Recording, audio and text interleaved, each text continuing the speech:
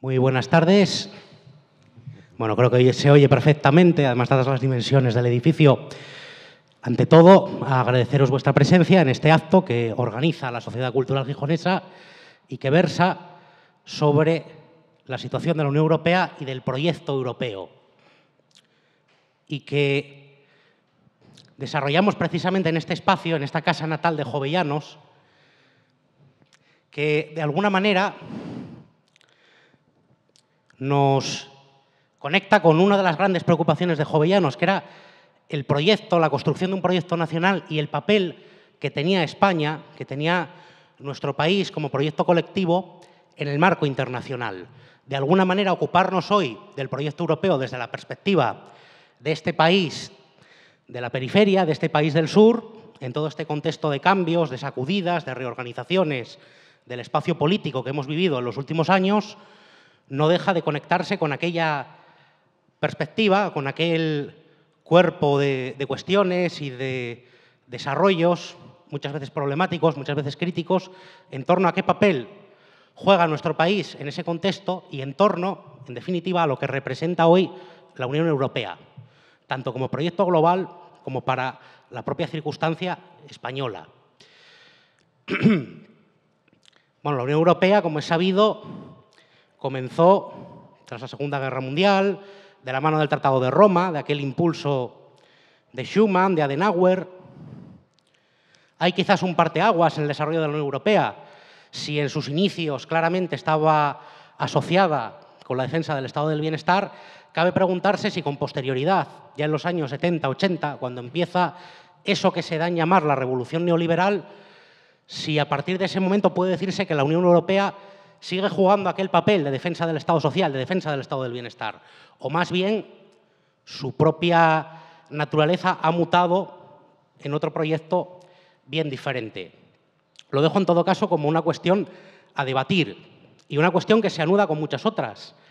La condición democrática, desde la perspectiva de la soberanía política, de la soberanía democrática de los pueblos, que cabe atribuirle hoy al proyecto europeo, una vez que hemos visto lo que ha ocurrido en Grecia con el gobierno de Syriza, lo que ha ocurrido con el modelo de construcción en lo que afecta, por ejemplo, al sistema euro, a la gestión de la deuda pública, a los rescates bancarios. Son toda una serie de cuestiones que imagino que irán saliendo a lo largo del debate. Bien, para ocuparnos de todo esto, tenemos hoy a tres ponentes. Nos acompaña Néstor Illueca, que es inspector de trabajo y profesor de Derecho. Nos acompaña también Begoña Cueto, que es profesora de Economía Aplicada de la Universidad de Oviedo. Y finalmente tenemos a Antonio Masip, que fue eurodiputado y fue también alcalde de Oviedo por el Partido Socialista. Vamos a hacer una primera intervención de unos 10-15 minutos. Tratad de que sea lo más breve posible para que podáis interpelaros entre vosotros y para dar después margen para el coloquio, dado que tenemos un tiempo limitado de 1 hora. Y os pido que, en primer lugar, analicéis qué consideráis que representa realmente el proyecto europeo. Bueno, voy a darle la palabra, en primer lugar, a Héctor Illueca. Bien, pues muchas gracias. Muchas gracias a los organizadores, a la Sociedad Cultural Gijonesa, por la invitación. Me siento muy honrado de estar aquí y de compartir mesa con Antonio y con Begoña. Voy a tratar rápidamente de poner unas cuantas ideas sobre la mesa que podemos luego desarrollar en un diálogo entre nosotros. Yo creo que la característica fundamental de la Unión Europea que se ha venido construyendo desde los años 90, por no remontarnos más atrás, es que ha partido en dos el continente. Ha provocado una fractura duradera en Europa entre un centro y una periferia. Un grupo de países económicamente homogéneos, industrializados, con sistemas productivos que desarrollan productos de alto valor añadido, como Alemania, como Holanda, como Finlandia, que pueden financiar sus estados del bienestar, que preservan su soberanía, y que mantienen e incrementan su competitividad a costa de otro grupo de países que podríamos denominar periféricos, que se caracterizan por todo lo contrario, países fuertemente desindustrializados, con sistemas productivos que desarrollan bienes de bajo valor añadido, que ven destruida su competitividad en el espacio económico integrado, que ven mermada su capacidad de financiar estados del bienestar y que finalmente ven destruida su soberanía. Es el caso de Grecia, paradigmático, pero es también el caso de España, de Portugal y de otros países. Yo creo que esta es la característica fundamental de la deriva que el proceso de construcción europea toma tras la ratificación del Tratado de Maastricht y posteriormente con la adopción del euro. El Tratado de Maastricht y la adopción del euro, por situar la idea central que yo quería traer hoy aquí, transformaron la economía política europea. Hasta ese momento, cuando un país como el nuestro entraba en crisis, recordaréis, los más veteranos, que lo que hacía inmediatamente era devaluar la moneda. A través de la devaluación de la moneda conseguía abaratar las exportaciones, encarecer las importaciones y mejorar la balanza comercial. Y conseguía, sobre todo, una cosa más importante todavía en la que se insiste poco, que era proteger la producción nacional, favorecer la adquisición por parte de los consumidores de productos y mercancías fabricados en el interior del país. Esto cambió radicalmente con la ratificación del Tratado de Maastricht y, sobre todo, posteriormente con la unificación monetaria del continente, en la que estos países perdieron el principal instrumento del que disponían para reducir los diferenciales de competitividad con respecto a ese centro exportador industrializado, fundamentalmente nucleado alrededor de Alemania. Recordad, por ejemplo, que entre los años 1992 y 1995, coincidiendo con la crisis que azotó la economía española en aquella época, el Gobierno de España depreció la moneda hasta en 5 ocasiones, cediendo un 25% de su valor en los mercados internacionales. No estamos hablando de poca cosa. Era el instrumento que permitía reequilibrar las economías, ajustar las economías, sin necesidad de acometer devaluaciones internas como la que se ha producido estos años, que es fundamentalmente reprimir los salarios y destruir los derechos sociales. Esta es la idea central. Eso cambió radicalmente con la aparición del euro. ¿Qué es lo que se produjo? ¿Cuál fue la transformación fundamental de la economía política europea? Lo que se produjo fue un reforzamiento de la posición de Alemania en el esquema europeo como potencia exportadora. Lo que se produjo fue, en definitiva, la consolidación de una estrategia económica que fundamentalmente consiste en crecer a base de exportaciones y, en definitiva, en acabar arruinando a los vecinos que se ven impotentes de competir en el espacio económico integrado con la potencia exportadora alemana. Este es el cambio fundamental que se produjo en la década de los 90 y que ha tenido como consecuencia la que comentaba al principio de esta intervención.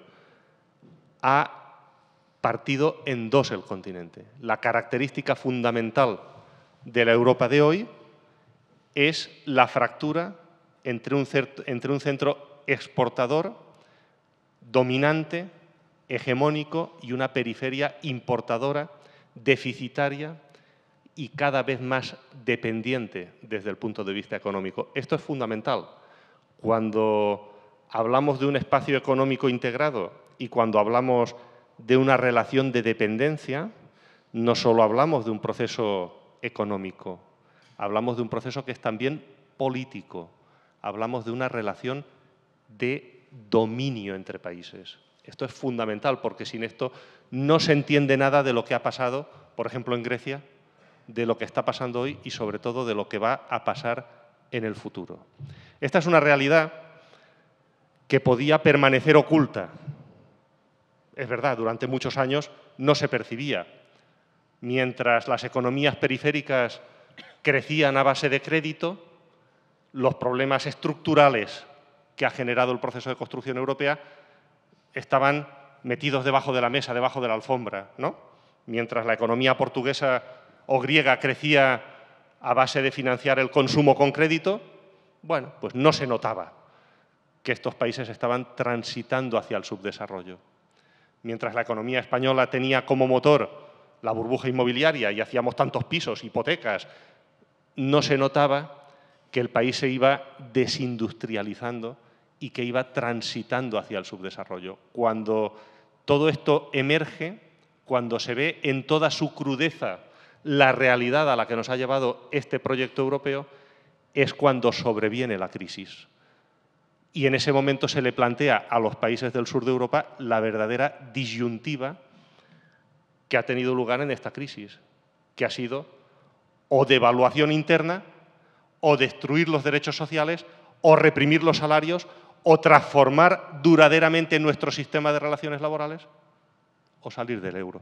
Esa ha sido la alternativa real que se ha visto a lo largo de estos años. Ahora, como vuelve a haber un poquito de crecimiento, como se está metiendo una campaña tremenda para venderle a la población que ya empezamos a salir de la crisis, ahora esta realidad estructural vuelve a disimularse, mucho menos, pero vuelve a disimularse. Pero estos son los problemas reales a los que los países del sur de Europa se enfrentan.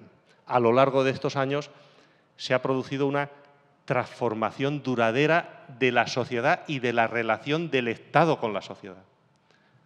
Yo creo que esa es la característica fundamental y creo que la pregunta, y con eso llego prácticamente al final de esta primera intervención, sería si es o no reformable y si es o no sostenible una construcción política de estas características. Yo creo dos cosas. Podría ser sostenible si Alemania accediese a coordinar su política económica con la del resto de países y en el contexto de un periodo muy largo de tiempo, de entre 10 y 20 años, accediese a reducir los diferenciales de competitividad que están arruinando a sus vecinos. ¿Cómo podría hacerse eso? Sería relativamente sencillo. La idea central es subir los salarios en Alemania, mejorar las condiciones laborales y salariales de Alemania de manera progresiva durante un largo periodo de tiempo para que se reduzcan los diferenciales de competitividad con los países de la periferia. No sé si esto se entiende. Es decir, cuando se implanta el euro, Alemania emprende una política de represión salarial, una política orientada a destruir derechos laborales y a bajar los salarios para favorecer las exportaciones y mejorar su competitividad y su posición en el esquema europeo. Eso es precisamente lo que provoca esa fractura entre centro y periferia, una política podríamos denominar neomercantilista, ¿no? La Agenda 2010 de Schröder, que la aplica primero la izquierda, luego la derecha, luego los dos de acuerdo y en todo momento de acuerdo los sindicatos. Es decir, hablamos de un consenso nacional, de un compromiso histórico del país para crecer a base de exportaciones, deprimiendo sus salarios con la finalidad de ganar competitividad con respecto al resto de países del continente. Esto es fundamental que se entienda. No sé si he conseguido transmitiros la idea central. ¿Sí o no? ¿Sí? Bueno, la manera de revertir ese proceso sería que Alemania accediese a coordinar su política económica, elevando los salarios durante un periodo duradero, reducir de esa forma los diferenciales de competitividad y cerrar la fractura que se ha producido en Europa, ¿no? Esta sería la manera. ¿Eso es posible? Es posible. Yo lo creo muy complicado, porque detrás de esta política alemana, y termino, detrás de esta política de represión salarial, lo que hay detrás son los intereses de las élites que hoy mandan en Alemania, que es fundamentalmente el poder financiero y el sector exportador, que son los que mandan en el país. Y por lo tanto veo muy difícil que esta política de fomentar el crecimiento a base de exportaciones, aprovechando ese espacio vital que viene a ser la periferia europea, el Lebensraum, ¿no? Por emplear la palabra maldita, veo muy difícil que eso pueda cambiarse. ¿Cómo podría cambiarse? Si surgiera en Europa una coalición de países, una coalición de fuerzas que fuera capaz de amenazar a Alemania de forma creíble con salir del euro y adoptar una represalia comercial contra Alemania. Sería la única manera, precisamente, de que el euro fuera sostenible.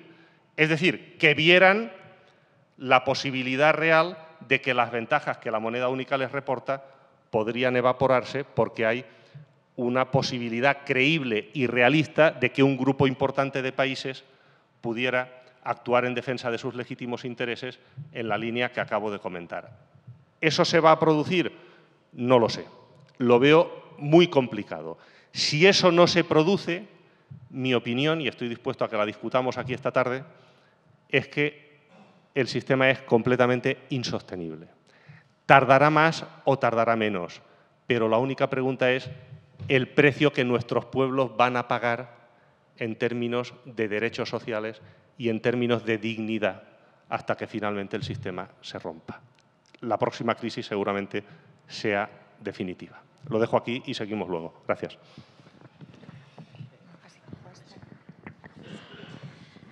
Bien, buenas tardes. Bueno, pues en primer lugar también me gustaría agradecer la invitación de la Sociedad Cultural Gijonesa para estar en esta mesa redonda. Encantada tanto con Antonio Masip como con Héctor Illueca. En esta primera intervención sobre la idea general del proyecto de Europa, yo diría que ha cambiado mucho desde, se cumplen los 60 años ahora, pues yo diría que ha cambiado mucho desde cuando se firman los Tratados de Roma a ahora. Cuando se firman los Tratados de Roma, yo diría que era un proyecto muy ambicioso y muy centrado en un aspecto político, como era mantener la paz en Europa, en un momento en el que, como decía Héctor, detrás de la Segunda Guerra Mundial, pues Europa estaba devastada. Yo diría que ahora nos encontramos ante un reto muy importante también, iba a decir igual de importante, pero no igual de importante, pero también muy importante porque también tenemos una Europa, entre comillas, devastada por la crisis económica. Y estamos en una situación muy diferente porque hemos desplazado el ámbito de importancia o la mayor relevancia de lo político a parece que lo económico, pero lo económico entendido desde una perspectiva política. A ver si me explico. Por ejemplo, el euro, ante todo, es un proyecto político. Desde un punto de vista económico, el euro no se entiende. Y desde 1992, 1997, cuando ya se ve que aquello va en serio, muchos economistas dudaban de que el euro pudiera llevarse a cabo porque las circunstancias, desde un punto de vista económico, no ayudaban. Es decir, lo que se ha visto ahora con la crisis es que tal y como se crea el euro, la arquitectura institucional que tiene el euro, las diferencias económicas, políticas, de bienestar social de los diferentes países que forman el euro, llevan a que, ante todo, el objetivo era político. Por lo tanto, se va hacia adelante. Se tienen 10 años de lo que parece un éxito enorme y de pronto llega la crisis y explotan todos esos fallos de funcionamiento que ahora parecen tremendos y que muchos economistas pusieron sobre la mesa en aquel momento. ¿Por qué? Pues básicamente, por un poco relacionando con lo que Héctor decía antes, pues cuando viene una crisis, un país tiene formas diferentes de hacer frente a esa crisis económica. Entonces, tenemos la política de tipo de cambio, tenemos la política monetaria, subir, bajar los tipos de interés o expandir la oferta monetaria, tenemos la política fiscal, los impuestos, el gasto público, y resulta que si ahora pensamos en términos de país, todos esos instrumentos de los que dispone no los tenemos. O sea, España no puede utilizar la política de tipo de cambio, porque eso es el euro. No podemos utilizar tampoco la política monetaria, porque ahora eso está en el Banco Central Europeo. Y aunque parece que la política fiscal sigue en nuestras manos, no es cierto, porque tenemos el Pacto de Estabilidad y Crecimiento que nos obliga a que el déficit público sea como máximo de un 3%, bajo pena de multa, procedimiento de déficit excesivo, supervisión, etcétera, etcétera. Por lo tanto, al final, ¿qué instrumentos son los que dispone un país de forma individual cuando pertenecemos a la zona euro? Pues una de dos, o hacemos una política a nivel europeo que sirva para todos, y eso es tremendamente difícil cuando tenemos muchos países en una situación económica diferente, porque la crisis es más profunda en el sur que en el centro o en el norte, porque en unos la tasa de paro es del 20% y en otros, en cambio, del 8%, porque la inflación en unos casos está en el 1% y en otros está en el 3%. Entonces, llevar a cabo una política monetaria que sirva para todos es tremendamente complicado. ¿Qué pasa? Que al final acabamos haciendo las políticas que podemos y eso ha llevado a que las mayores reformas que hemos tenido en los últimos años durante la crisis hayan sido reformas laborales. ¿Por qué? Porque el mercado de trabajo es el único en el que la competencia sigue siendo nacional. No tenemos una competencia a nivel europeo, sino que ese es el mercado en el que podemos hacer reformas que además tienen efectos de corto plazo. Porque también podemos hacer reformas en los mercados de bienes y servicios. Podemos hacer reformas que tengan que ver con la competencia, con eso que llamamos mercado común, con otro tipo de cuestiones, pero esas son de mucho más largo plazo o lleva más tiempo hacerlas. Y en cambio la reforma laboral, pues nos vamos al BOE, ¿no? O esto delante de un doctor en Derecho igual me mata, pero parece que vamos al BOE y ya está ahí, ¿no? La reforma laboral. Entonces, yo creo que el reto que tiene la Unión Europea es poner también la solidaridad al servicio del euro. Estamos muy centrados en cuestiones económicas. De pronto, yo estaba ahora revisando el artículo 2 del Tratado de Roma, donde se establecen cuáles son los objetivos de la Unión Europea. Y se habla de crecimiento económico, se habla de aumentar el nivel de vida de las personas, se habla de un crecimiento armonioso, pero no se habla de déficit público. Y parece que ahora la variable clave en cualquier situación es que el déficit público esté por debajo del 3%. Y a ello casi cualquier prioridad es esa por encima del crecimiento económico, por encima del empleo, etcétera, etcétera. Yo diría que, por lo tanto, la Unión Europea tiene el reto de hacer que las políticas económicas, que no nos queda más remedio que sean comunes, que efectivamente sean comunes y que ante la dificultad de que sean útiles de la misma manera para todos, que haya una pata que sea la solidaridad. Porque esa es importante. Es decir, a nivel de país sabemos que cuando hay una comunidad autónoma, cuando hay un territorio o una región que lo está pesando peor que otro, funcionan políticas fiscales discrecionales.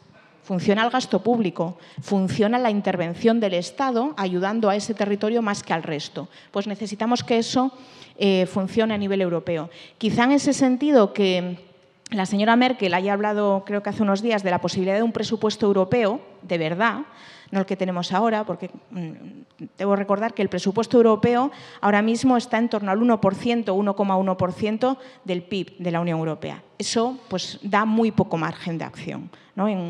Comparado con lo que puede ser un Estado federal.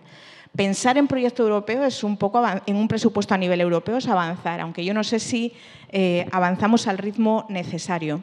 Sobre todo porque un segundo reto, diría yo, al que se enfrenta el proyecto europeo es solucionar el problema institucional que tenemos.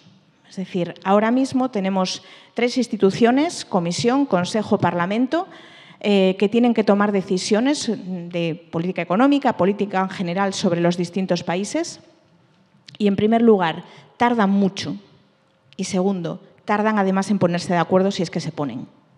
Por lo tanto, la sensación y un poco lo que ha pasado con Grecia desde el año 2010, pues yo recuerdo que yo que doy clase de la Unión Europea, estábamos dando clase de la Unión, pues viendo el euro, viendo qué pasaba, si Grecia iba a tener rescate o no iba a tener rescate, si salía o no salía del euro, y la cuestión siempre era que nosotros decíamos esto se tiene que arreglar ya y nunca se arreglaba antes de final de curso, ¿no? Por lo tanto, la sensación en toma de decisiones es que se tarda mucho en tomar una decisión en el ámbito europeo y que además no estamos seguros de si esa decisión sirve luego para algo, ¿no? Hasta que efectivamente Alemania dice algo. Y yo creo que otro de los problemas y de los retos a los que se enfrenta la Unión Europea es que hablemos efectivamente de la Unión Europea, porque siempre acabamos hablando de Alemania.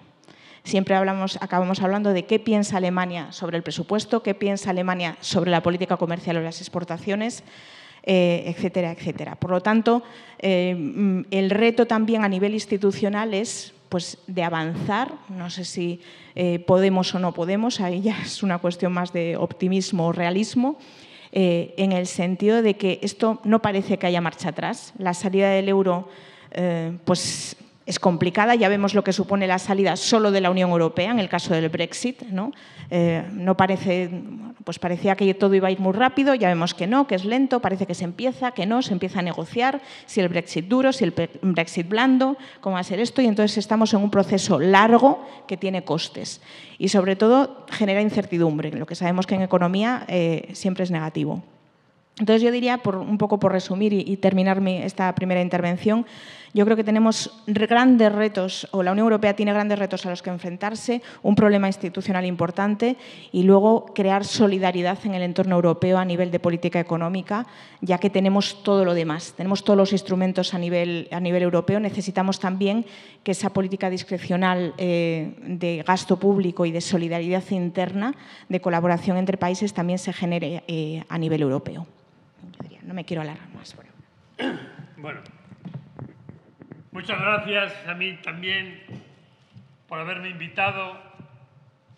Y yo no podría ser sino coherente conmigo mismo si no pidiera una digresión, que sé que me comprenderéis, para decir que yo del viaje que acabo de tener ahora mismo, desde Oviedo hasta aquí, he escuchado, me ha traído un buen amigo en coche, y he escuchado en la radio un comunicado de Amnistía Internacional pidiendo la libertad de una persona que ha gritado desde la cárcel del Ramo Verde en Caracas, ha gritado que están torturando y que tiene que salir de la cárcel. Se llama Leopoldo López. Yo conozco a su mujer.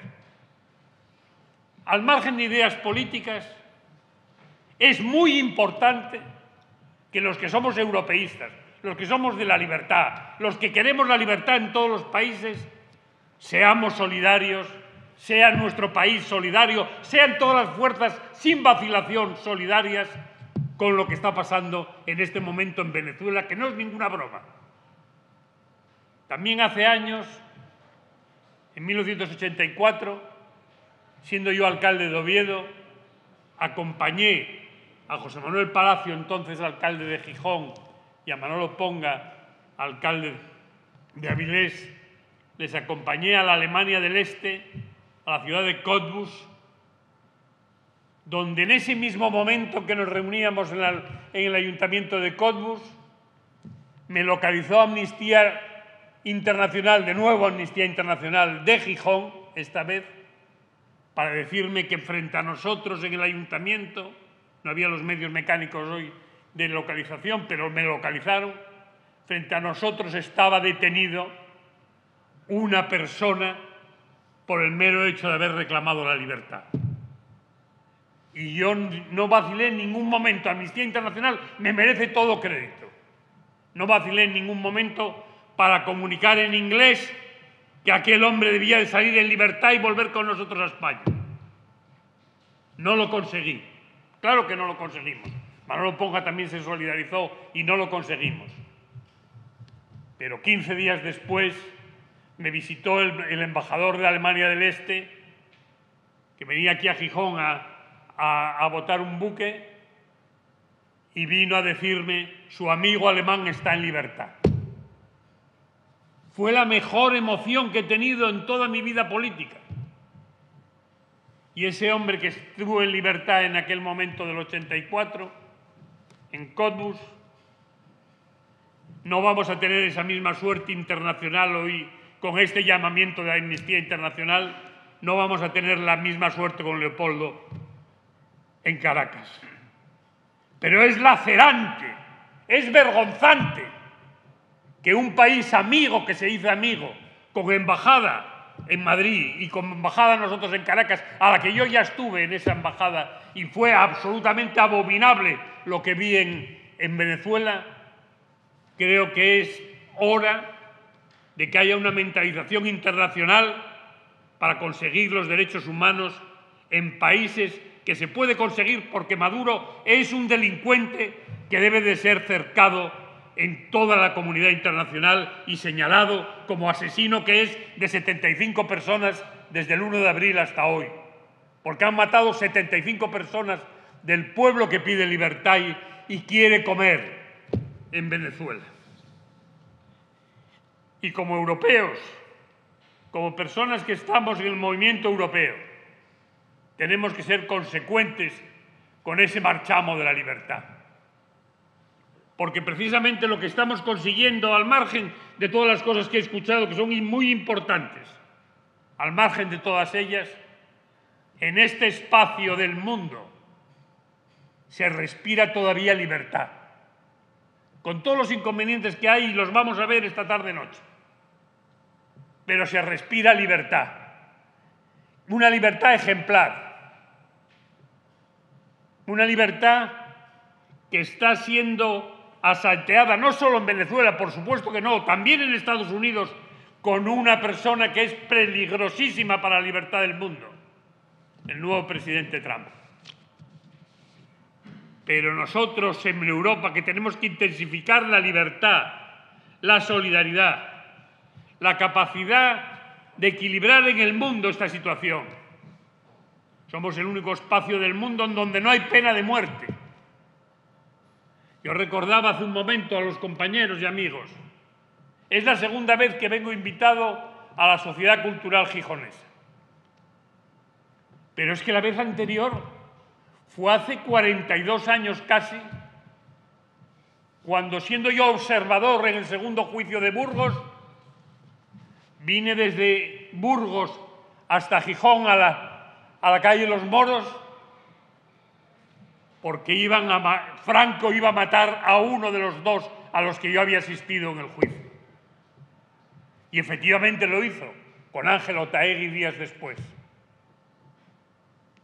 Pero siempre hubo y siempre seguirá habiendo aquí en Gijón esa pasión por la libertad, esa pasión por la solidaridad y por la humanidad. Y Europa, nuestra Europa, es el único espacio del mundo. Yo he sido el ponente europeo para los asuntos de los refugiados, donde con toda la razón las ONGs han protestado estos días por los recientes 6.000 refugiados, 6.000 personas que simplemente querían acceder a las costas, perseguidos perseguidos unas veces por la falta de libertad y otras por la hambruna, perseguidas en todos los países de nuestro alrededor, para querer cobijarse en Europa, y Europa no ha sido solidaria. La Europa que tiene muchas veces la connotación de ser la Europa de los mercaderes, la Europa que ha sido egoísta, que todos hemos contribuido a ello. Pero este campo de juego tan importante, y pensando yo que he sido ponente europeo y que mi directiva, que se llamó en su día el informe Masip-Hidalgo, y después es la directiva que no se está cumpliendo, porque ahí está el tratado con Turquía, que es fiscarse completamente en la directiva que yo patrociné durante años, yendo a cada uno de los gobiernos europeos para que la consiguieran ratificar. Resulta que en esta situación tenemos que valorar mucho, que debemos de conseguir muchas cosas unidos en favor de esta Unión Europea, unidos en favor de que la libertad consiga en otros, como decía antes la compañera, es evidente que no solo la unión monetaria, eso es una cuestión que ha interesado a la economía, no cabe la menor duda, y al comercio, no cabe la menor duda que haya interesado. Pero es mucho más importante llegar a otras uniones que dentro de este marco tenemos que forzar y teníamos que ser vanguardia. Y a mí me preocupa muchísimo, y lo digo aquí con toda sinceridad también, porque no me va a callar nadie. Me preocupa mucho algunas chiquilladas, que quiero calificar simplemente de chiquilladas entre comillas, cuando se dice que vamos a tomar de ejemplo, para arreglar los problemas patrios, vamos a tomar de ejemplo a un país al que su presidente lo conozco personalmente y le he defendido y lo he recibido en el Parlamento Europeo y he salido en las fotografías con él recibiéndolo en la prensa internacional, Evo Morales. Pero vamos a tomar de ejemplo a Bolivia para arreglar las cuestiones españolas, por favor. O la segunda cuestión, romper sin más, que ojalá no se haga, pero no se debe de poner ni siquiera en cuestión, con Canadá. Como ponente europeo del asilo político, puedo garantizarles a ustedes que los dos únicos países que se han portado mejor que la Unión Europea en la recepción de refugiados dejando al margen a Australia con otro problema que tenían, han sido Noruega y Canadá. A mí me tocó, como tal ponente, hacerme cargo de los refugiados que después de la caída de Gaddafi estaban evaluados por ACNUR, por la Agencia de las Naciones Unidas, estaban evaluados en Libia. Y esas 5.000 personas evaluadas, perfectamente establecidas, de que venían de países que habían huido no por cuestiones económicas, por cuestiones de la libertad, esas personas tenían que refugiarse, tenían que dárseles cobijo, si no se podía en Susa, como era en aquel momento donde estaban establecidos, porque los pagaba ACNUR, pagaba en Trípoli por cada uno de esos refugiados, se les pagaba a través de ACNUR, se pagaba al gobierno sátrapa libio, se le pagaba por mantener a esas personas allí. Bueno, pues resulta que a nuestro llamado, a nuestra pequeña voz europea, que ni siquiera nuestros gobiernos atendían. Cuando yo hablé con nuestro gobierno, el gobierno español, el gobierno de José Luis Rodríguez Zapatero, cuando hablé yo con él para decirle que teníamos que echar el resto por aquellas gentes, solo entraron 16 personas en España. 16, que las tengo clavadas en el corazón como una cuestión indeleble de la intolerancia que mi país respondió, y mi gobierno y mi partido respondieron en aquel momento a una cuestión muy concreta. 16 personas. Pero hay amigos. Noruega y Canadá se pusieron enseguida a recoger 1.000 y pico personas. Noruega y Canadá. Ni siquiera Noruega está en la Unión Europea. Y Canadá es un país que ahora le estamos poniendo muchas pegas. Y yo no digo que no haya que ponerle pegas a un determinado tratado, porque yo ya le vi, yo fui parlamentario y yo traté ese asunto de Canadá, y yo sí le veo dos pegas a ese tratado. Le veo dos pegas personales, claro que sí. Una es la que se ha dicho ahora mucho, de que si el Tribunal de Arbitraje y la competencia que puede haber con los tribunales españoles y con el Tribunal y la posible inconstitucionalidad, eso sí se lo veo, eso es absolutamente cierto. Pero también es muy cierto que el comercio internacional, que es el que ha dado también la libertad de movimientos, tiene que superar el que no se pueden tardar tanto como se tarda en España por llegar a hacer las sentencias. 6 años ahora mismo por una sentencia justa como es a este Atucha, que tenía razón. Yo lo recibí en el Parlamento Europeo. Atucha tenía razón y 6 años después le dan la razón cuando él ya está incluso no jubilado de la vida completamente, pero casi. Es una auténtica vergüenza y no puede ser. O se agilizan los procedimientos o de verdad los tribunales de arbitraje, tal como está diseñado en el Acuerdo CETA, me parece que debe de ser momentáneamente al menos aceptable. Y también, claro, al calor del CETA puede colarse algunas de las empresas norteamericanas cuyo acuerdo, que ya iba muy avanzado, se ha echado para atrás. Claro que sí. Y ahí me parece que puede haber algunas... Pero son razones que ya tenían que haberse debatido hace mucho.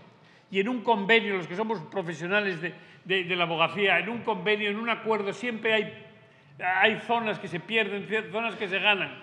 Y en general, lo que es peor no es el que digamos que no a Canadá o que digamos que sí a Bolivia. Lo peor es la oportunidad política de decir esas cosas. Lo peor es dónde nos queremos establecer en el mundo. Y en el mundo tenemos que estar por nuestro origen europeo y nuestro origen fundacional, por la libertad. Y en la lucha por la libertad, a fe mía, que no deberíamos enemistarnos con Canadá y que deberíamos mantener también con una cierta prudencia el gobierno de Bolivia y lo que está ocurriendo en Bolivia en este momento. Ya sé que es muy respetable el presidente boliviano. Claro que sí, yo lo conozco y el vicepresidente los conozco bien. Los defendí en su día cuando no los querían recibir algunos gobiernos en Europa. Pero una cosa es eso y otra cosa es que nos vayan a dar lecciones de cuál es lo que interesa. Y creo de verdad que estamos ante una Unión Europea con muchísimos problemas, y ellos lo han dicho en el problema laboral y en el problema monetario. Claro que sí, muchos problemas. Pero tenemos que hacer un esfuerzo muy grande todavía en Europa para superar. El marco que tenemos es el mejor. Y ese marco, que es muy bueno, debemos de mejorarlos, sobre todo con políticas progresistas. Y hemos tenido el acecho reciente de la extrema derecha en varios países. Una extrema derecha que no está muerta. Y decía Carlos Marx que no se van en absoluto las ideas así, se difuminan así porque así. No por una victoria electoral en Francia antifascista o por una situación en Italia que puede ocurrir parecido. No, no. En Alemania todavía en otoño se está jugando no solo el problema laboral, que también, el problema salarial, que también, el problema sindical, que también. Se está jugando la supervivencia de una idea de libertad que está por encima de todo eso. Y en Alemania, afortunadamente, va a haber dos candidatos por los dos grandes partidos, y los dos, uno no me gusta nada, por supuesto que no, la señora Merkel, pero es europeísta. Y el otro, que sí lo conozco mucho, Martin Schulz, que es muy europeísta. Y creo que es bastante importante que lleguemos a hacer una Unión Europea, superando el problema monetario y el problema laboral, hagamos una Europa en la que lleguemos también a tener, y tú que eres inspector de trabajo, que se llegue a una Europa en la que haya la tasa de desempleo sea común a toda Europa. Porque ahí cambiaría mucho las cosas también. Si la tasa de desempleo le afecta también, que puede haber en España tan lacerante, le afectase también a Alemania, sería la cosa muy buena para todos nosotros. Perdonad que yo me he extendido, pues soy como soy, perdonad. Bueno, decía Hegel que nada grande se hizo sin pasión. Han aparecido ya varios temas, tanto Héctor como Begoña habéis hablado precisamente de los problemas estructurales de la zona euro, que efectivamente muchos economistas ya plantearon cuando se formulaba el propio proyecto, la imposibilidad de una unión monetaria solvente sin una integración fiscal, sin una armonización de la legislación laboral. Y otro asunto que suscitaba Antonio, que es precisamente el CETA y el posicionamiento con respecto a los tratados internacionales. Se esté a favor, se esté en contra. Ese elemento, todos esos elementos que yo entiendo que además tienen que ver, en realidad, con el marco de la globalización, ¿cabe posicionarse con respecto a ellos profundizando en las instituciones europeas, planteando una reforma del modelo euro o profundizando en lo que ya existe? ¿O creéis, sin embargo, que habría que explorar como país, desde la perspectiva de nuestros intereses nacionales, alguna posición alternativa que pensase más allá del euro o un marco diferente del euro y de la Unión Europea? Le cedo en esta ocasión la palabra a Begoña. A ver, pregunta complicada. En mi opinión, el euro debe reformarse. No lo digo yo. Stiglitz el año pasado publicaba un libro titulado El euro, donde explicaba por qué había fallado y planteaba 3 posibles alternativas. Yo, después de leerlo, creo que ninguna es factible por una cuestión política, aunque económicamente sea necesario.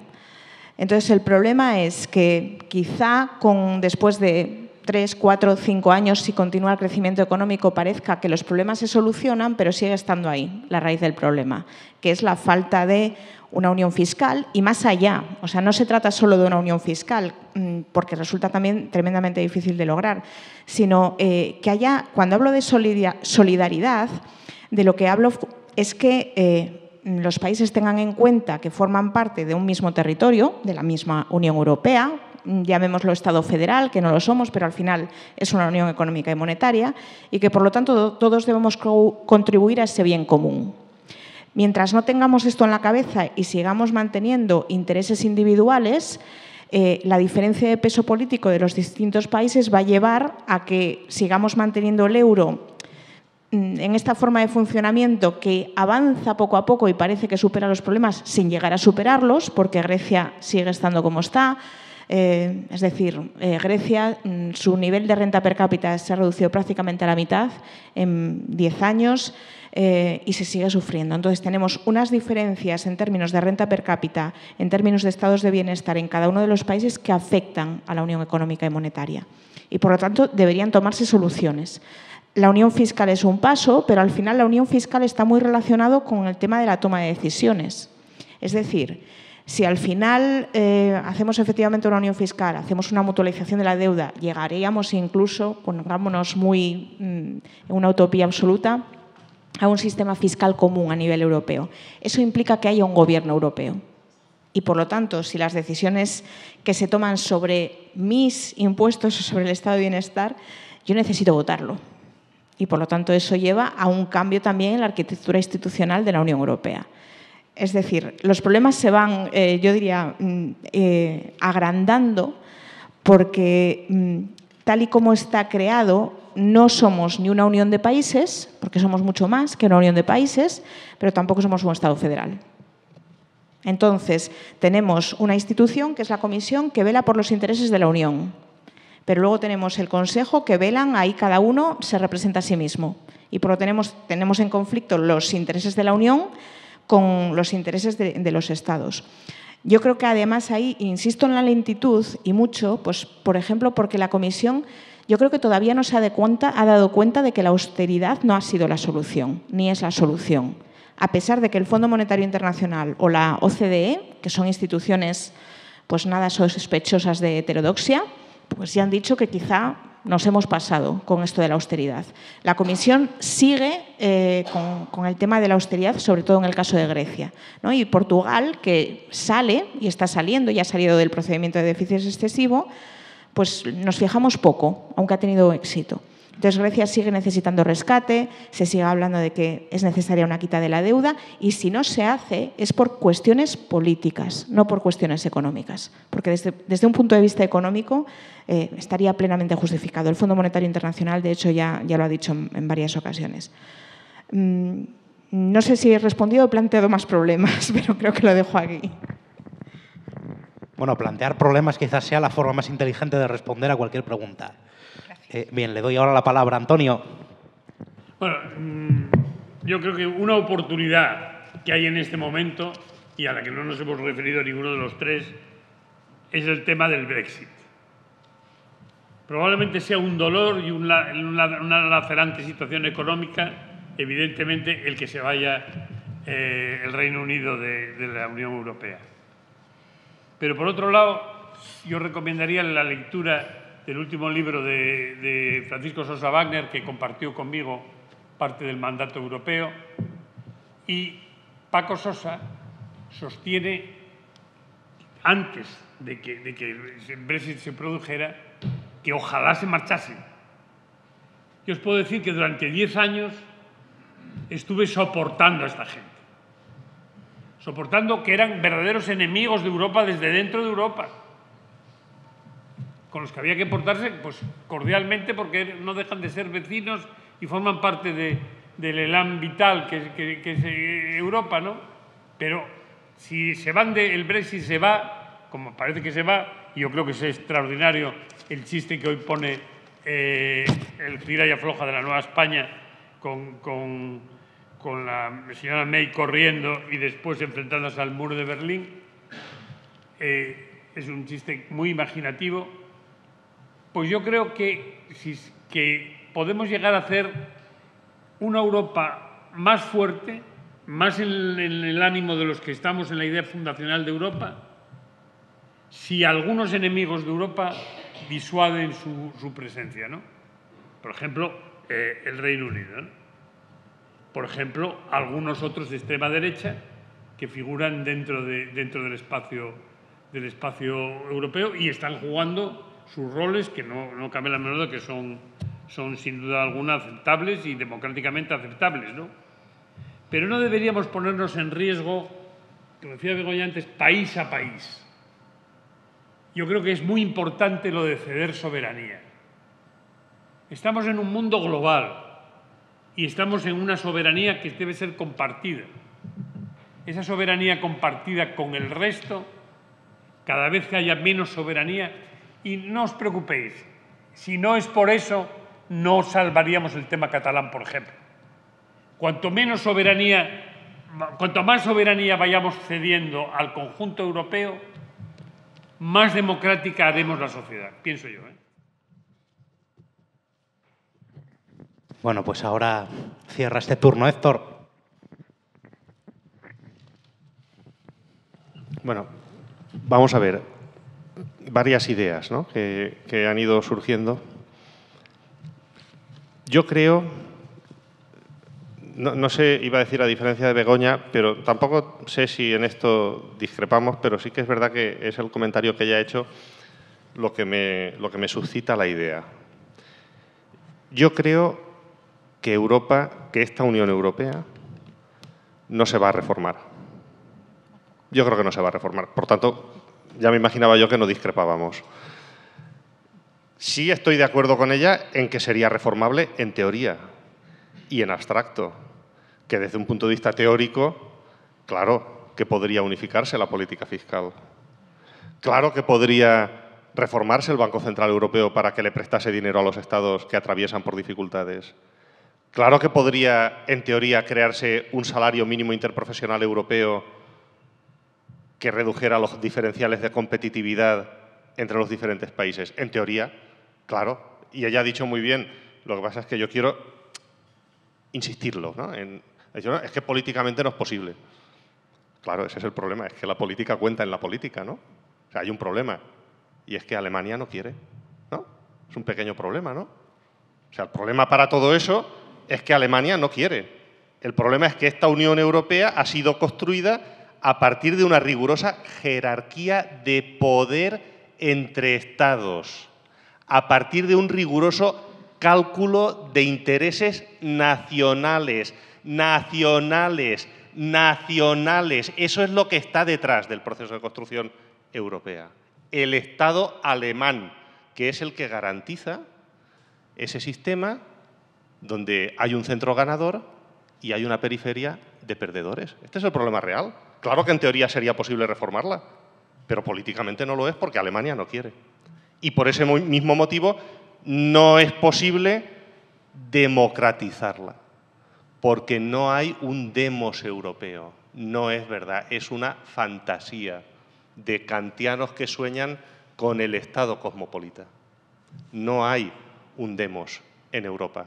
Hay naciones, países que tienen intereses distintos y que luchan por la supremacía. Y nosotros estamos perdiendo. Este es el problema real que está provocando la situación que atraviesa el país. Yo os voy a pedir que hagamos un ejercicio, que es que pensemos en la situación que está atravesando la juventud en España. Yo os pido que hoy, cuando lleguéis a casa, le preguntéis a vuestros hijos o le preguntéis a vuestros nietos, que seguramente muchos de ellos viven con vosotros. Preguntadles qué les pasa cuando van a las entrevistas de trabajo. Yo soy inspector de Trabajo y Seguridad Social. Creo que algo sé del tema y que puedo hablar con alguna autoridad de este asunto. Preguntadles. Ellos ya no tienen derechos laborales. Ellos ya no tienen la cobertura del Estado social, no tienen pensiones, no tienen paro, no tienen derechos sociales. Los jóvenes no tienen ya ningún mecanismo para controlar su vida laboral. ¿Cuánto trabajan? ¿En qué condiciones trabajan? No tienen nada. ¿Qué son? ¿Qué son? Son pobres. Son pobres. Este es el problema real. Lo único que tienen son los pisos que habéis pagado, la cultura que les podáis transmitir y el tiempo que los podáis tener en vuestras casas. Pero cuando cerréis los ojos definitivamente, y ese día llegará, es la condición humana, se van a encontrar en una situación muy complicada. Preguntadles a ellos. Y todavía viene la ministra Báñez a decir que la reforma laboral es una maravilla, que fomenta el espíritu emprendedor de nuestra juventud, que se va por el mundo con la movilidad exterior. Pero qué vergüenza, qué vergüenza. Esta es la situación real de la juventud. El problema es que si reparamos en los datos que la fractura europea le reporta a nuestro pueblo, caída del Producto Interior Bruto, emigración de la juventud, 700.000 jóvenes se han tenido que marchar del país, endeudamiento, desindustrialización. Si reparamos en todo esto, lo que surge, ¿qué es? Pues que los países del sur de Europa están inmersos en un proceso de colonización. Colonización. En algunos casos está muy avanzado. Grecia es ya hoy un protectorado de Alemania. Es un país que ha perdido completamente su soberanía, su autonomía. Su soberanía política ha sido destruida por Alemania. Y otros países están en camino más o menos acelerado, transitando hacia el subdesarrollo y hacia la condición de economías periféricas y dependientes de la potencia alemana. Este es el problema real. De fondo, ¿qué hay? Y acabo con esta reflexión. Yo lo voy a decir a lo bruto, ¿no? Si es un poco, pues yo no soy políticamente correcto, ¿no? Digo lo que pienso, me da exactamente igual. El problema real es que España está amenazada. Esto es lo que ha visto perfectamente la juventud de este país, que nos ha dado una lección en estos años, que España está amenazada. ¿Vosotros os habéis parado a pensar en lo que significa que 700.000 jóvenes se hayan tenido que ir de España? 700.000 jóvenes. ¿Vosotros os habéis parado a pensar en lo que significan los datos que dieron el otro día, que es que desde hace 4 años mueren más que nacen en este país? O sea, palman más viejos que nacen bebés en este país. Pero vosotros os habéis parado a pensar lo que eso significa, pero ¿cómo van a nacer? ¿Vosotros pensáis que con los sueldos de mierda que les están pagando, con los contratos de mierda, con los abusos que está sufriendo la juventud, las canalladas que les hacen, pensáis que van a montar algún día una familia, que se van a independizar, que van a poder tener hijos? No es posible, no es posible, no es verdad. Y eso, en el fondo, es ya una cuestión biológica. ¿Eso qué significa?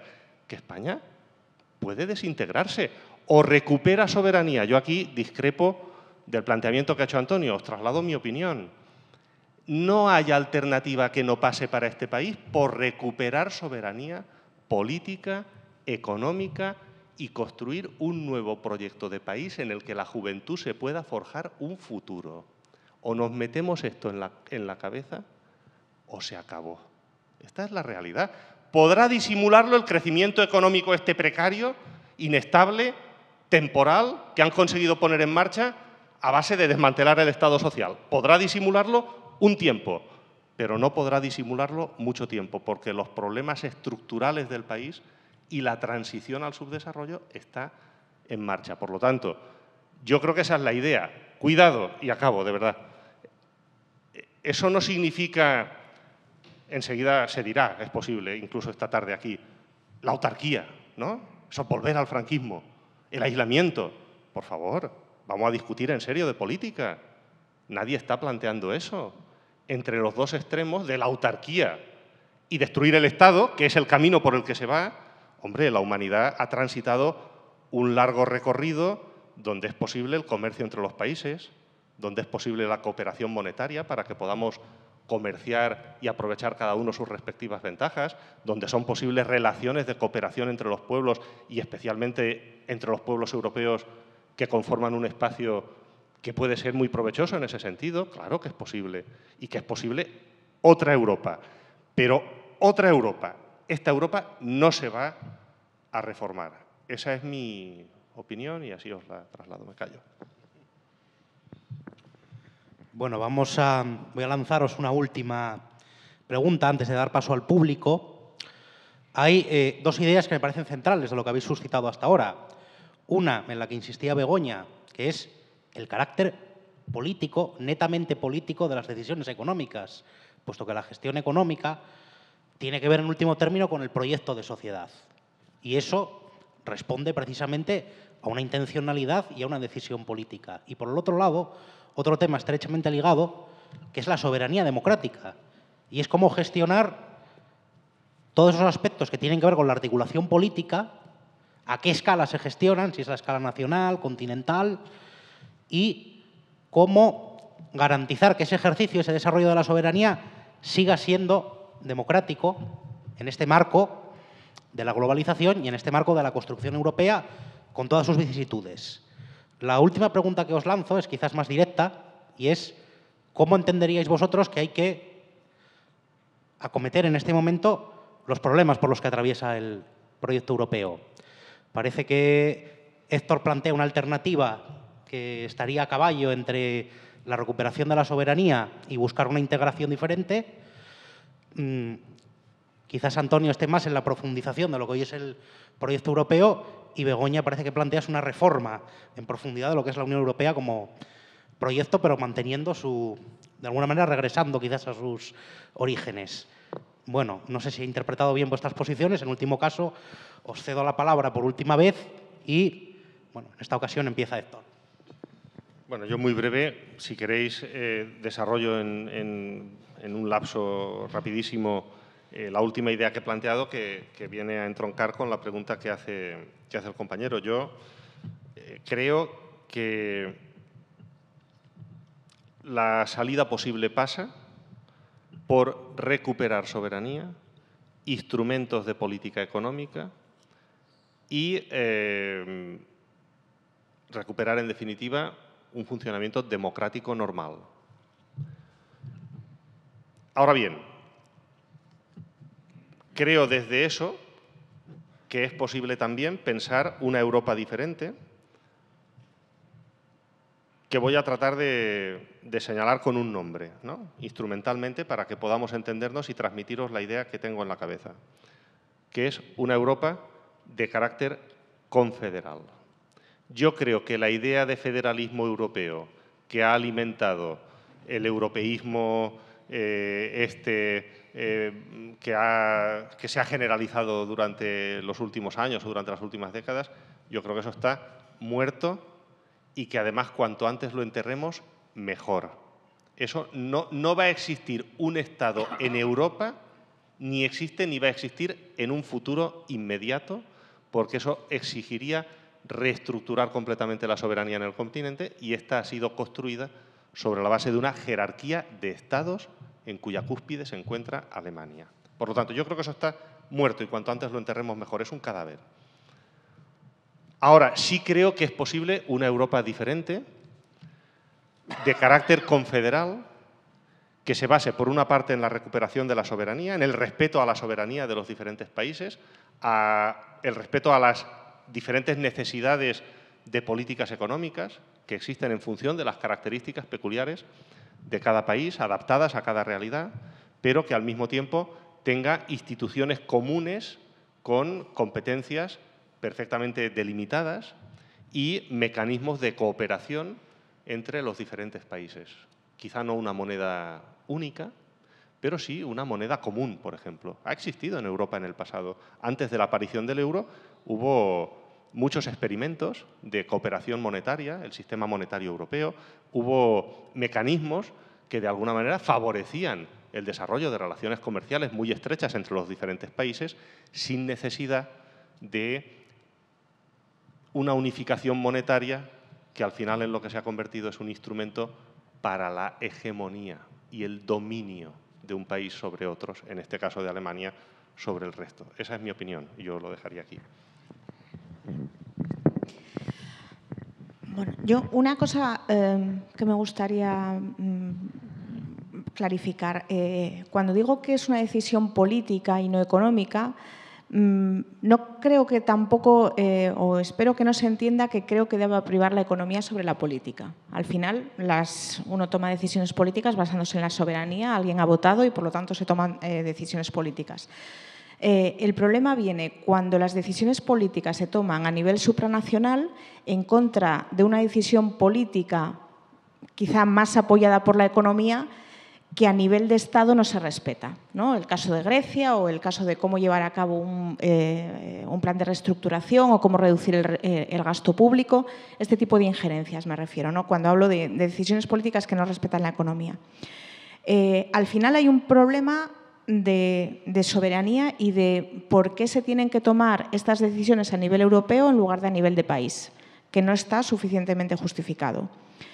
Entonces, la economía no debe estar por encima de la política, pero tampoco tengo claro que la toma de decisiones a nivel europeo en algunos ámbitos tenga que estar por encima de la toma de decisiones a nivel nacional, ¿no? Y en eso creo que coincido con Héctor. Creo que lo he dicho bastante peor, pero es un poco la idea.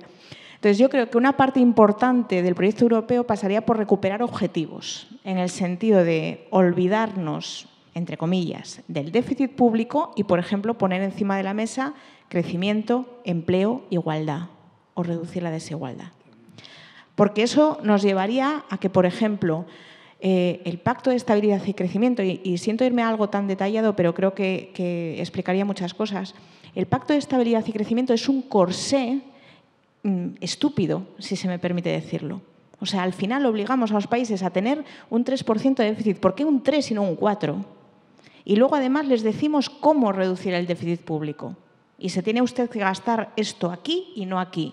Dice, oiga, me parece muy bien que usted me diga que el límite está aquí, pero luego ya decido yo cómo llegar ahí. Entonces, el Pacto de Estabilidad y Crecimiento debería reformarse, por decir algo muy claro, y creo que eso reduciría bastantes problemas a nivel económico.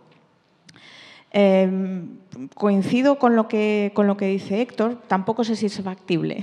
Yo creo que al final, desde un punto de vista realista, en mi opinión, creo que vamos a seguir así, tirando, ¿no? Y probablemente si entramos en una época de expansión, pues seguiremos ahí. Yo diría que tirando, sobre todo, sobreviviendo, algunos países creciendo más que otros, Alemania sobre todo, o el centro de Europa, frente a los países del sur que están, bueno, pues en algún momento pueden salir un poco del agujero, ¿no?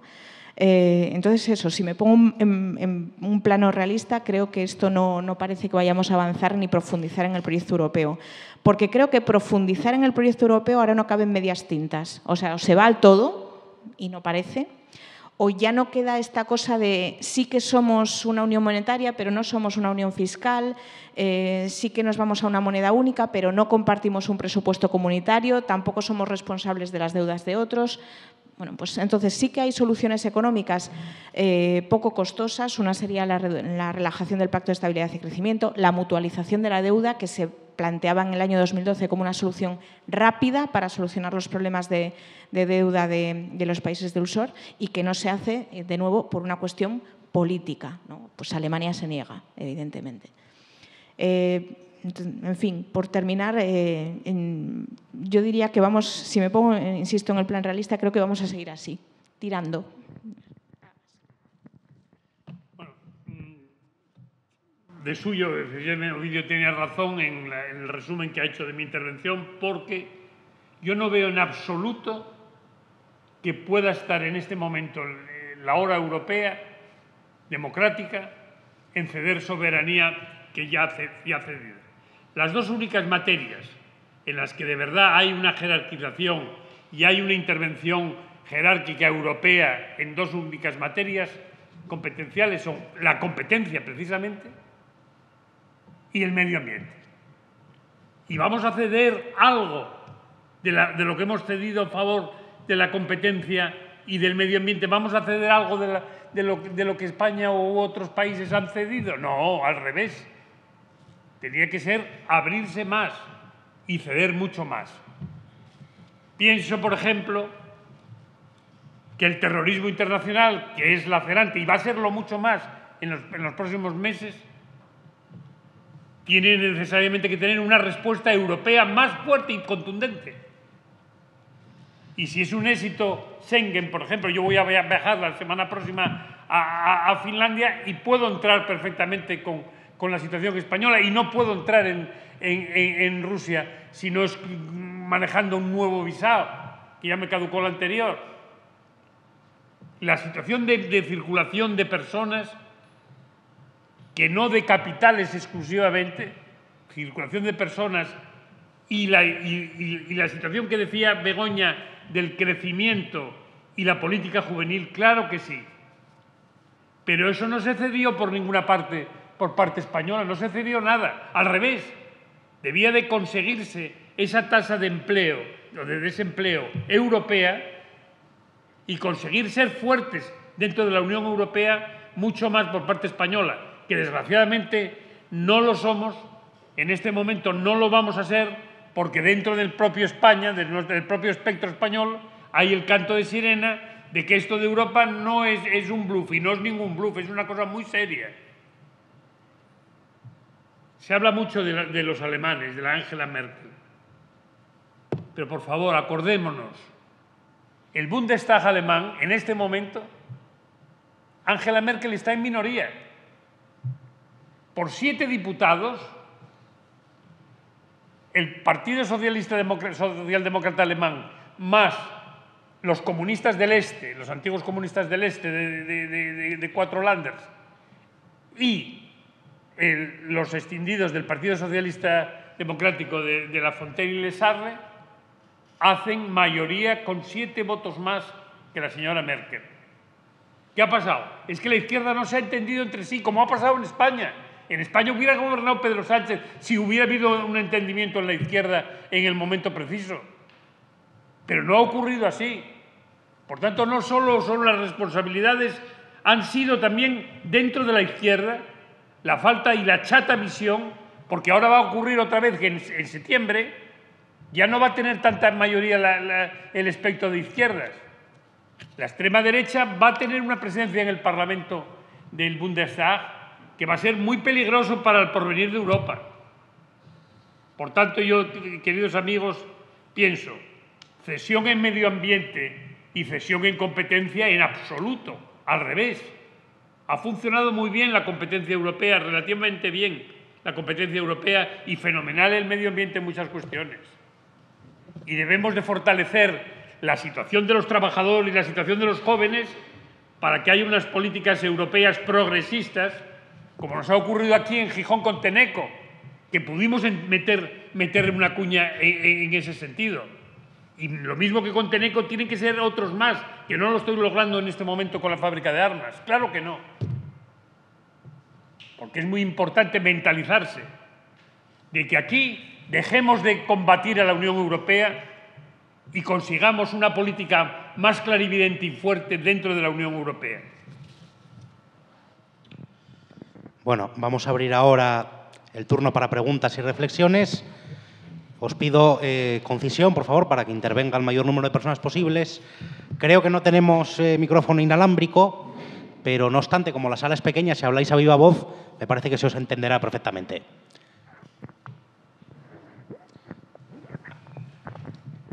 Yo querría preguntarle a Héctor, si entendí bien su exposición inicial, usted comentaba que aunque en teoría la Unión Europea era reformable, en la práctica difícilmente lo sería, porque estaba basada en una especie de pirámide preferencial de intereses nacionales y que probablemente en los próximos años hay elevadas probabilidades de que cuando haya un repunte de la crisis se produzca una implosión o un desmoronamiento de la misma. Nosotros, gente de a pie, que no manejamos informes que se elaboran para ministerios, no tenemos acceso a los pasillos de grandes canales de noticias que a veces tienen sus condicionantes para informar mejor o peor de la realidad, ¿sabría usted decirnos, en caso de que esa situación se fuera a producir, cuáles serían síntomas claros de que esa situación es inminente? Bueno, pues yo, muy rápidamente, en cuanto a la primera pregunta, ¿cuáles serían los síntomas a la que te refieres? ¿El nombre era, perdona? Omar. Vamos a ver, yo creo que aquí lo ha dicho muy bien Begoña. Quizá a lo mejor habría que añadir una pregunta, porque ha dicho, bueno, si la economía crece un poco, iremos tirando, ¿no? La pregunta es, ¿y cuando deje de crecer? Esta es la pregunta, ¿no? Este es el problema real, es cuando las tensiones volverán a agudizarse y los problemas estructurales volverán a emerger. ¿Cuándo puede haber un desenlace si no se remedia? Yo creo que cuando haya un riesgo real de que se produzca un cambio político en algún país, como ha pasado, por ejemplo, en Grecia, ¿no? No olvidemos que en Grecia pasaron 2 hechos de una gravedad extrema, ¿no? Para empezar, uno que ya se ha olvidado, y es que su ministro de Economía, Yanis Varoufakis, fue expulsado del Eurogrupo. Tema, cuidado con esto, un ministro de un país soberano expulsado de un grupo de trabajo de supuestos aliados, ¿no? y la situación que se produjo con el referéndum, ¿no? Donde inmediatamente después del referéndum le cerraron los bancos, tal cual. El Banco Central Europeo cerró el grifo, ahora hablaremos de eso, y le cerraron los bancos con la finalidad de rendir al país. Este es el problema real de la Unión Europea. ¿Cuándo puede suscitarse? Por ejemplo, pues mira, caso de Francia, ¿no? Que ha habido elecciones hace poco.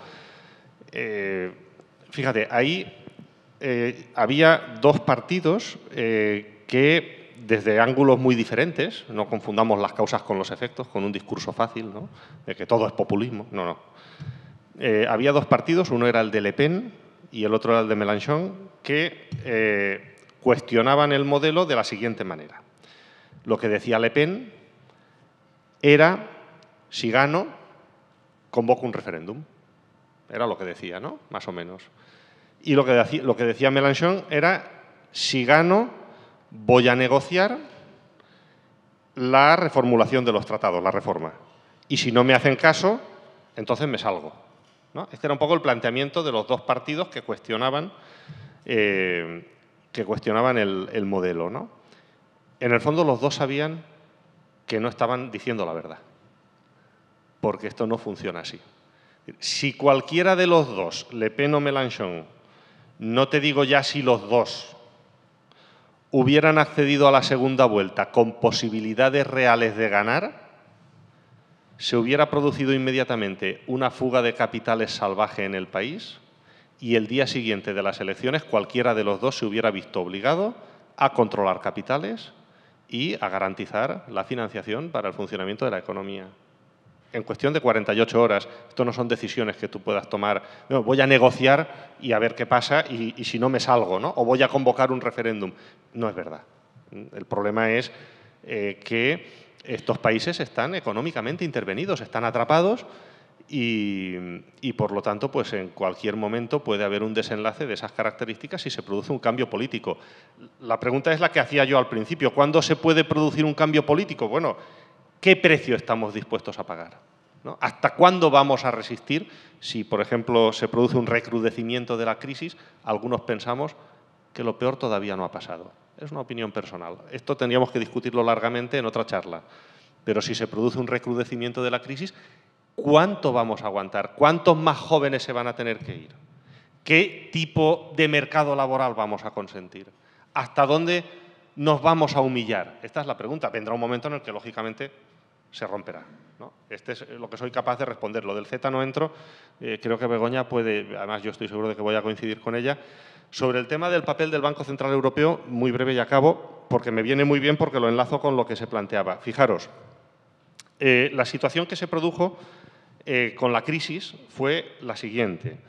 Estos países del sur de Europa habían desarrollado un modelo de crecimiento a base de deuda que tenía mucho que ver con esta fractura que se ha producido en el continente, donde nos convertimos en países deficitarios necesitados de financiación exterior para crecer a base de burbujas, a base de tarjetas de crédito, para mantener el consumo mientras caían los salarios o se mantenían estancados, ¿no? Eso, al final, cuando estalla la crisis, cuando se reduce el crédito, estoy yendo en plan brocha gorda, cuando al final, de alguna manera, se estropea el motor de la economía y aparece el pufo bancario que había detrás de todo eso, los estados se ven obligados a endeudarse y aparece la crisis de deuda, ¿no? O sea, llegamos ahí. Llegamos a un punto en el que los estados ya no pueden seguir endeudándose porque los mercados financieros donde ellos, digamos, captan recursos, les cobran un precio tan alto que los ponen a punto de la suspensión de pagos, ¿no? Es aquello que se llamaba la prima de riesgo, ¿no? Que nadie sabíamos lo que era hasta que empezó la crisis y entonces todo el mundo lo supimos, ¿no?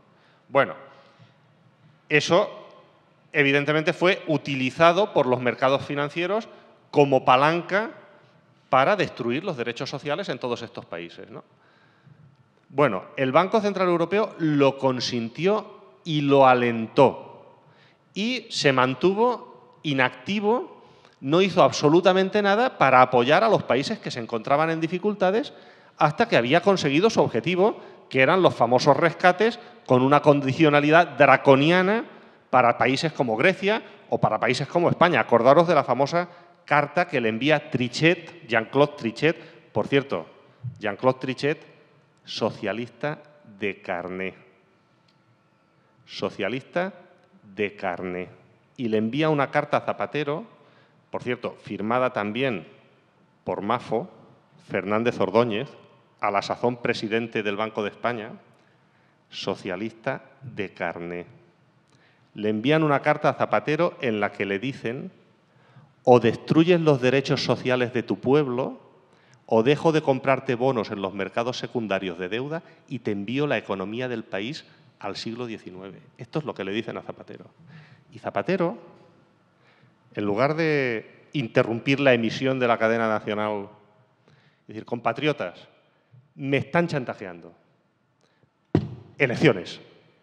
En lugar de hacer eso, que es lo que habría hecho un patriota, coge la cartita, la mete en un cajón, hace lo que le dicen y luego publica la carta en sus memorias porque evidentemente ahí consigue un exitazo editorial, claro. Ahí fuimos todos a comprar el libro para leer la carta, ¿no? Esto fue tal cual. O sea, pensad por un momento lo que habría hecho Robespierre con el camarada Zapatero, ¿no? Cuidado, hablamos de cosas muy serias. Esto no es ninguna tontería lo que estoy diciendo, ¿eh? Cuidado, son cosas muy serias las que han pasado en este país. Bueno, cuando consiguen lo que querían, entonces sale el que entonces era presidente del Banco Central Europeo, que es Draghi, y dice: sí, haré todo lo necesario para salvar el euro.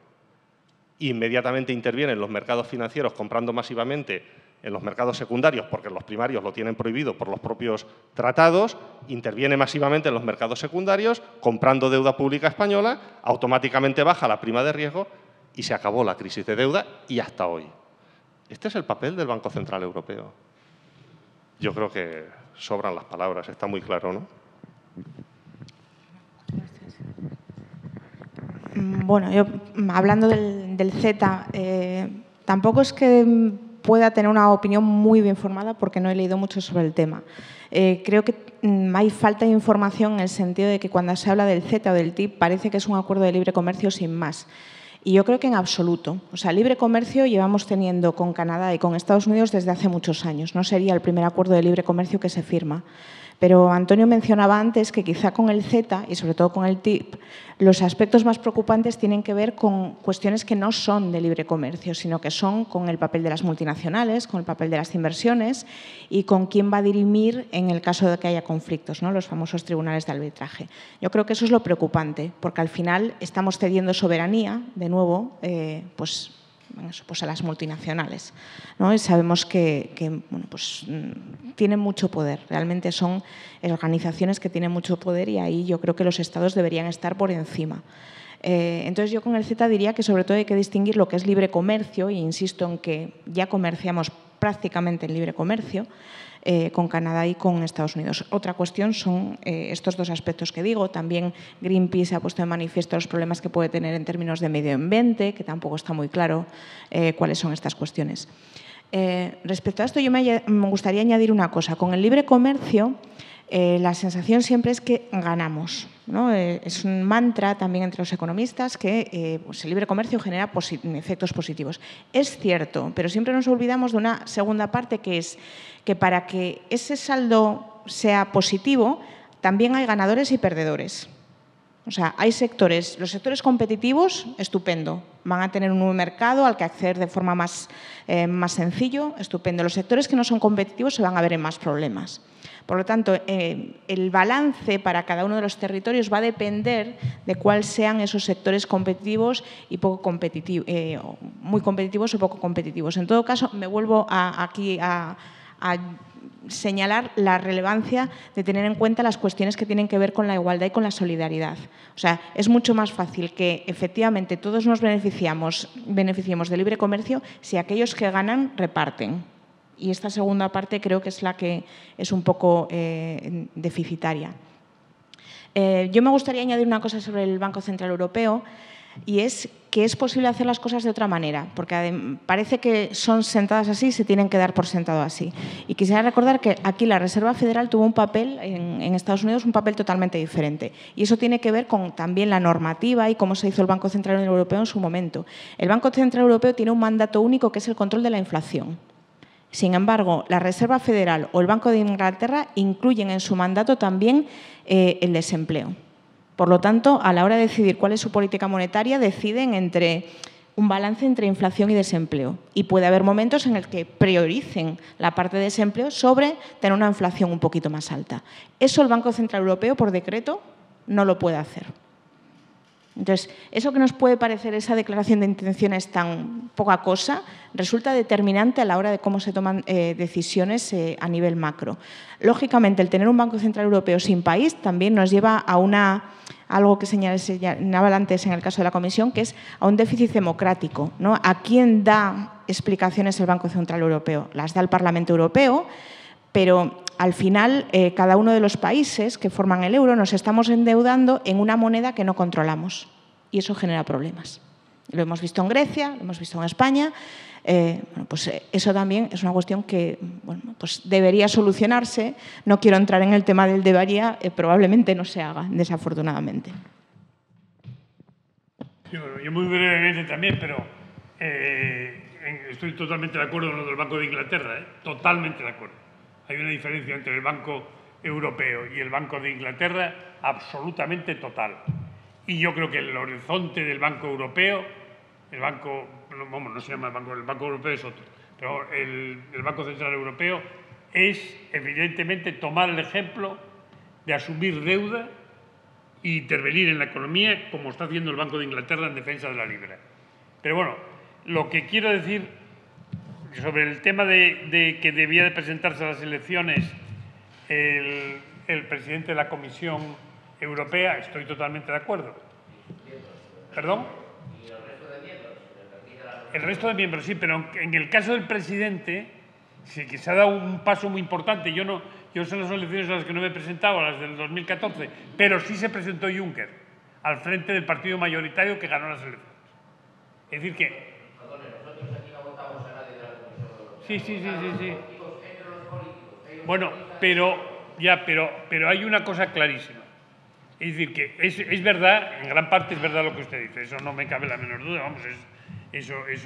Pero, sin embargo, al votar en España mayoritariamente al Partido Popular y haber anunciado el Partido Popular Europeo, después de su reunión de Londres, que entre Barnier, que yo hubiera preferido mucho más a Barnier, que es el que ahora está negociando el Brexit, Michel Barnier, no como dice Televisión Española, Michael Barnier, pero bueno, entre Barnier y Juncker hubiera preferido yo personalmente a Barnier toda la vida.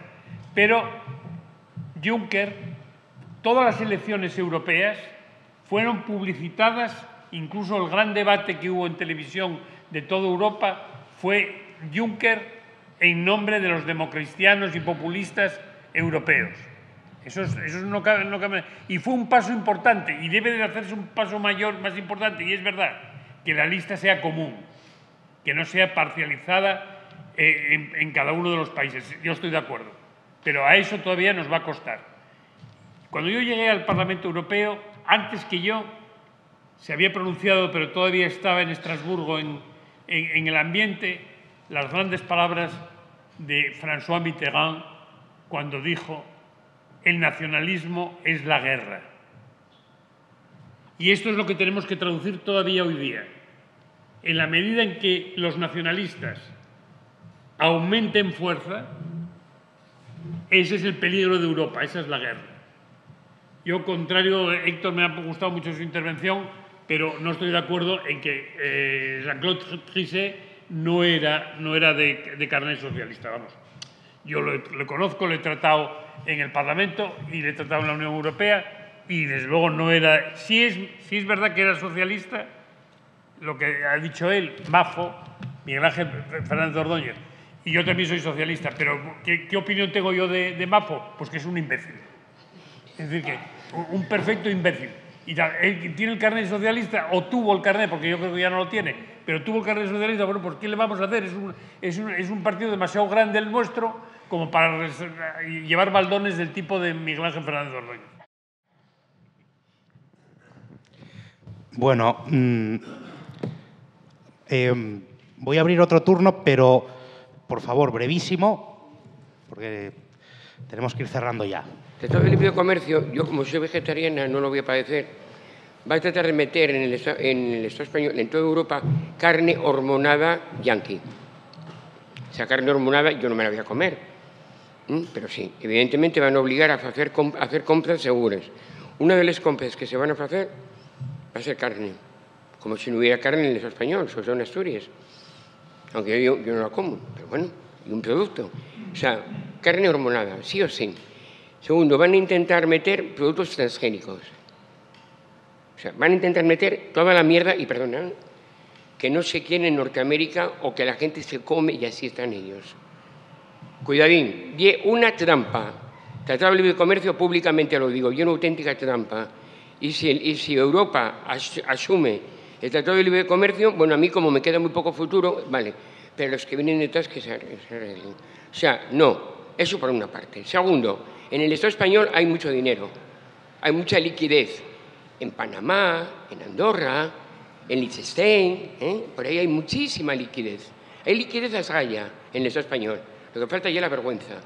Y entonces resulta que el señor Rajoy se gasta 8.000 millones de euros en el Ministerio de Defensa. No sé de qué nos tenemos que defender.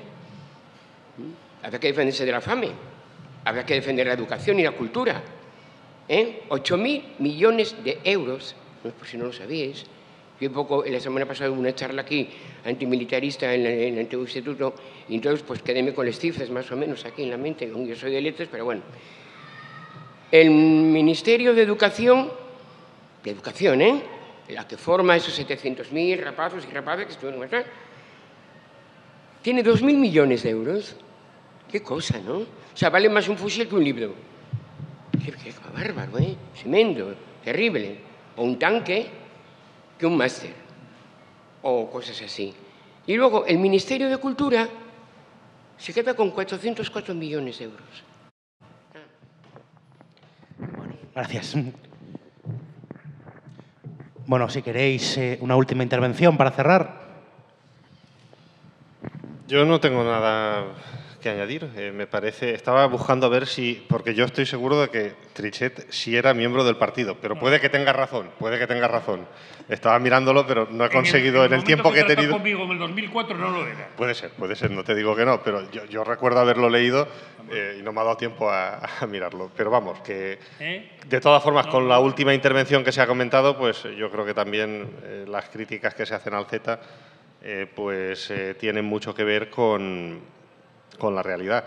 Una cosa, si queréis, que es que el libre comercio, aparte del problema que suponga, en el sentido que comentaba Begoña, para determinados sectores productivos y no para otros, como por ejemplo podrían ser aquí las pymes, ¿no? Que es uno de los problemas que plantean este tipo de tratados. Yo creo que plantean un problema más de fondo, ¿no?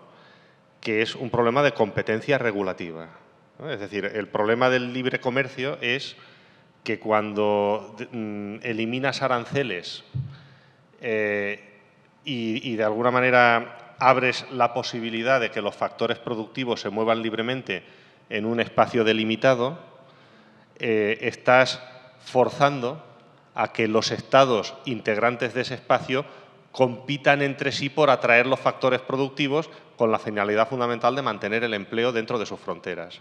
Y eso hace que se produzca, como consecuencia inevitable del libre comercio, por mucho que se niegue, eso es lo que demuestra la experiencia de los diferentes tratados de libre comercio y, por cierto, también del ámbito de la Unión Europea, que en definitiva es de lo que se trata, es que se produce una competencia regulativa y una carrera a la baja, por ejemplo, en materia de estándares laborales, ¿no? Es decir, si se firma el CETA o se firma el TTIP, al final, si una empresa no sé, de fabricación de automóviles puede instalarse en otro país donde los estándares laborales son más bajos, pues lo hará, y eso, lógicamente, empujará a los diferentes estados a reformar en un sentido regresivo, por ejemplo, su política laboral, su política fiscal e incluso su política medioambiental. Y es en ese sentido que yo creo que está muy justificado el rechazo que este tipo de tratados pues, han generado y que no tiene nada que ver con decirle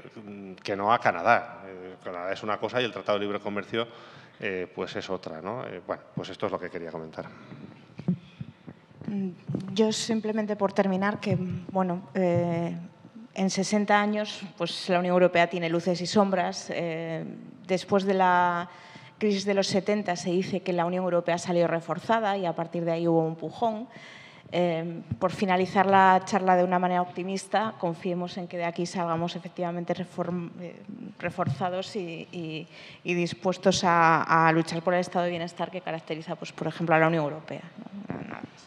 Bueno, esta señora ya marchó, pero sin embargo aclarar al resto de los oyentes, aclararles que el CETA no pone lo que dijo ella, ¿eh?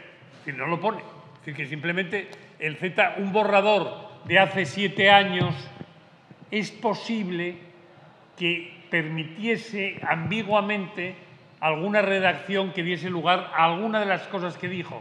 Pero eso fue hace 7 años y fue ya, vamos, ya, yo dejé el Parlamento hace 3, o sea que fue, ya no estaba en el momento que yo lo dejé, o sea que en las relaciones con el CETA. Y el documento último de 1.600 páginas que sí me he leído, no recuerdo que lo hayan recuperado lo de hace 7 años, no creo, vamos, es decir, que estamos hablando de documentos, en cualquier caso estamos hablando de unas cuestiones técnicas muy difíciles que son lógicas que estén en un tratado y que en ese tratado se discutan entre dos partes y se vean y se convenga una situación definitiva. A mí lo que me preocupa del CETA es la imagen que estamos dando de que nos estamos como oponiendo al viento limpio que viene de Canadá.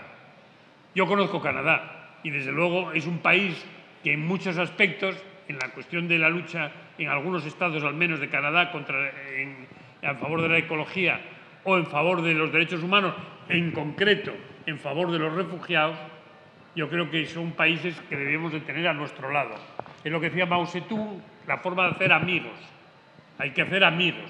Y Canadá debe de ser un país amigo de la Unión Europea. Bueno, muchas gracias tanto a los asistentes como a los intervinientes. El debate daría para mucho más, pero tenemos que dejarlo aquí y, sobre todo, precisar que la riqueza del debate precisamente está en la discrepancia. Y vemos que hay posiciones notablemente discrepantes, aunque haya en el fondo también algún punto de acuerdo. Bueno, muchas gracias.